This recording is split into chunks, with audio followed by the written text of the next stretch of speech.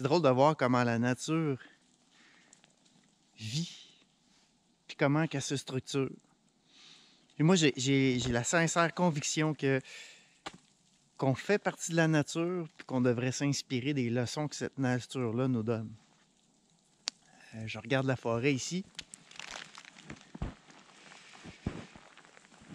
Quand il y a du verglas ou quand il y a de la neige, comme il s'est passé cette nuit, ben, les arbres se chargent, ils s'accotent les uns sur les autres.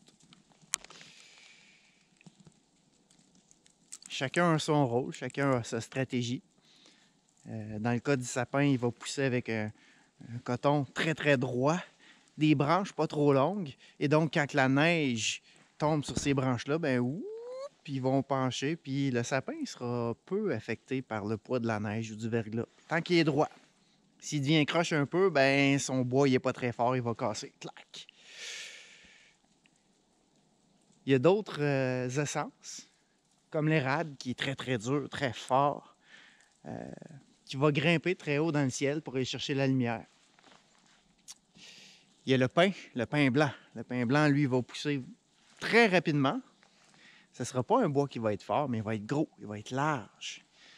Puis son avantage au pin blanc, une fois qu'il a atteint le sommet, puis c'est lui qui va dominer la forêt parce qu'il est vraiment beaucoup plus haut. Il peut avoir des centaines, pas des centaines de pieds, mais 100 pieds facile, 120 pieds. Mais le pin blanc, lui, il pousse, il domine. Il va protéger les autres essences en dessous aussi un peu. Mais s'il y a une tempête, s'il y a un vent très très fort ou s'il y a du verglas, avec ses grandes branches, le pin blanc, ben, ses branches vont pencher. Puis si jamais la branche est trop grande, pas assez forte pour résister au verglas, ben, schlac, elle va casser. Une grosse branche. Puis là, whoop, ça va vouloir dire, OK, on va pousser différemment. On va s'orienter plus vers le soleil. Ça va rééquilibrer en fait l'arbre.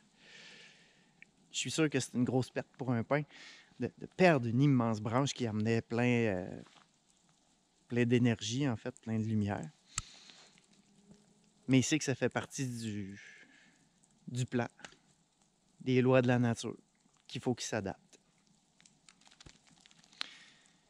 Mais si tu es un leader, ça se peut que ce temps de solidarité t'ébranle un peu. Puis oui, ça se peut qu'il y ait des branches qui cassent, qu'il y ait des morceaux qui tombent, puis que ça soit dramatique.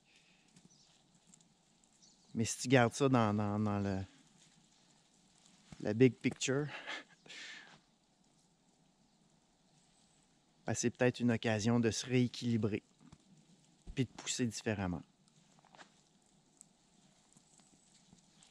Bon, du moins, c'est ce que la nature nous dit, j'imagine. Ta force réside dans ta créativité, dans ta résilience, puis dans ta capacité à te soutenir les uns les autres. Parce que ici, tout autour de moi, ces arbres-là, quand ils sont chargés de neige, ben, ils s'accotent les uns sur les autres, puis attendent que ça passe. Ils chillent. Bon, peut-être pas qu'ils chillent. En tout cas, ils sont là. Moi, je serai plus là, qu'ils vont être encore là.